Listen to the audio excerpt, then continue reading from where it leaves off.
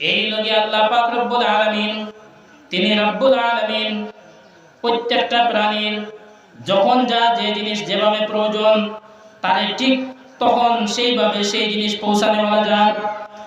আল্লাহ পাক রব্বুল আলামিনে আপনি আমি যখন মায়ের গর্ভের মধ্যে আসলাম, এখন কোন যুগ, এত আধুনিক যুগ, বিজ্ঞানের যুগ, সায়েন্সের যুগ, কিন্তু মায়ের গর্ভের ভিতরে বাচ্চারে খাওয়া খানি কিভাবে পৌঁছাইতে লাগে এই কথাটা সায়েন্সে এখনো উন্নত হইতে পারছে না।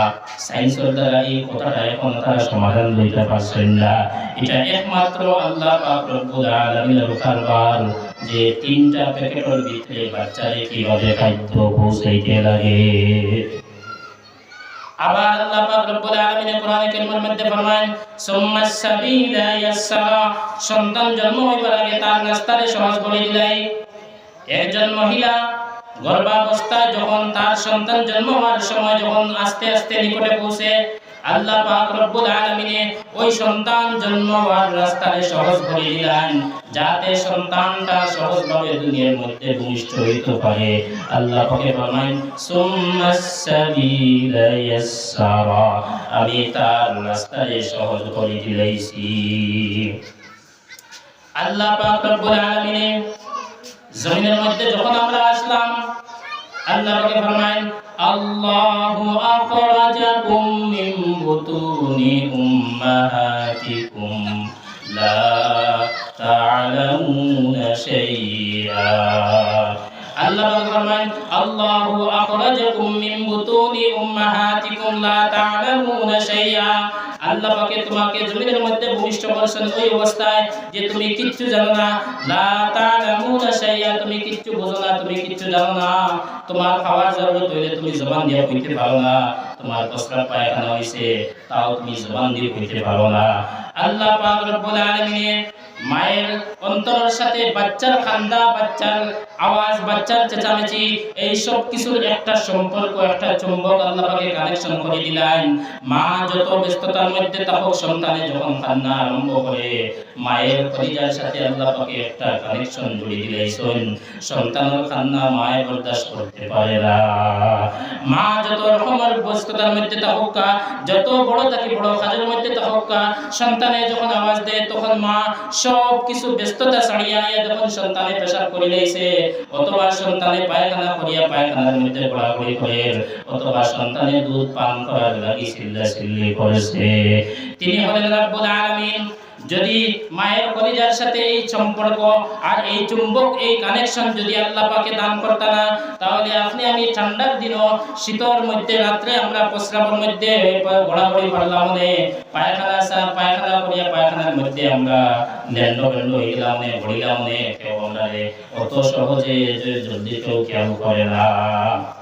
আবার দেখবা তো মা ছাড়া অন্যান্য আত্মীয় স্বজনের সন্তানদের মহব্বত করেন, কিন্তু সন্তানদের গোসল বড় করাইয়া সুন্দর কাপড় লাগানোর পরে, সন্তানদের তেল মাখাইয়া চুল আসরিয়া মুখের মধ্যে পাউডার উপরে ক্রিম খারিম লাগানোর পরে বাবা কিছু সময় সন্তানদের কোলের মধ্যে লইন, আরো আত্মীয় স্বজন যারা কিছু সন্তানদের কোলের মধ্যে লইন, কিন্তু ওই বাচ্চাটা যখন প্রস্রাব করে তখন আনিয়া মার কাছে দিলেন, ওই বাচ্চা যখন নাকের মধ্যে ফেলো চায় তখন মার কাছে আনিয়ে দিলেন, ওই বাচ্চা যখন পায়খানা করে তখন মার কাছে আনিয়ে দিলেন। সব কিছু বাকি অন্যান্য মহব্বতের একটা সীমা আছে, তারা মহব্বত করেন পরিষ্কার পাক পরিচ্ছন্ন থাকাকালীন। আর মার মহব্বত, প্রস্রাব করলেও মায়ের সন্তানরে ধরেন, প্রস্রাব করলেও মায়ের সন্তানরে জড়াইয়া ধরেন, পায়খানা করলেও মায়ের সন্তানরে জড়াইয়া ধরেন, নাকের মধ্যে ফেলো চাইলেও মায়ের সন্তানরে জড়াইয়া ধরেন। মায়ের সন্তানের পায়খানা পরিষ্কার করতেও ঘৃণা করেন না, মায়ের সন্তানের নাক পরিষ্কার করার মধ্যেও মায়ের কখনো ঘৃণা করেন না। আল্লাহ পাক রব্বুল আলামিন ফরমায়, আল্লাহু আখরাজাকুম মিন বুতুনি উম্মাহাতিকুম লা তা'লামুনা শাইআ।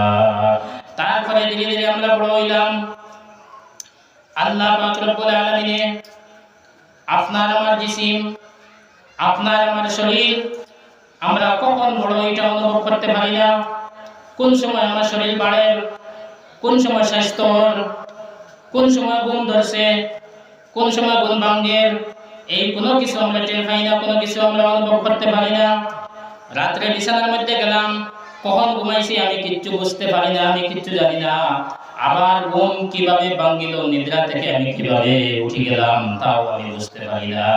আল্লাহ পাক রব্বুল আলামিনের এই আরেক নিয়ামত মানব জাতির ঘুমের মধ্যে, বিছানার মধ্যে ঘুম লাগায়। যারা রাত্রে ঘুমাইতে পারে না, রাত্রে যাদের ঘুম আসে না, তারা কত পরিশানির মধ্যে থাকে। তারা ঘুমের জন্য ট্যাবলেট ব্যবহার করে, ঘুমের জন্য তারা ঔষধ ব্যবহার করে, কিন্তু ঘুমের মতো নিয়ামত থেকে তারা বঞ্চিত হয়ে গেছে।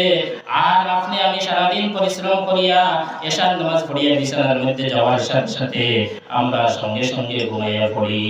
এর লাগি যখন ঘুম থেকে উঠিবা, আল্লাহর রাসূল সাল্লাল্লাহু আলাইহি সাল্লামে ফরমাইছেন, তুমি তাই ঘুম থেকে উঠার পরে দোয়া পড়িও, আলহামদুলিল্লাহিল্লাযী আহইয়ানা বা'দা মা আমাতানা ওয়া ইলাইহিন নুশুর। সমস্ত প্রশংসা সেই আল্লাহ পাক রব্বুল আলামিনের জন্য, যিনি আমাকে মৃত্যু দান করেছিলেন, আবার সেই মৃত্যু থেকে আমাকে জীবিত করেছিলেন। ওয়া ইলাইহিন নুশুর, আর আমি আবার এক সময় তার দিকে প্রত্যাবর্তন করব, আমি আবার এক সময় তার দিকে ঘুরিয়ে যাব। তিনি হলেন রব্বুল আলামিন।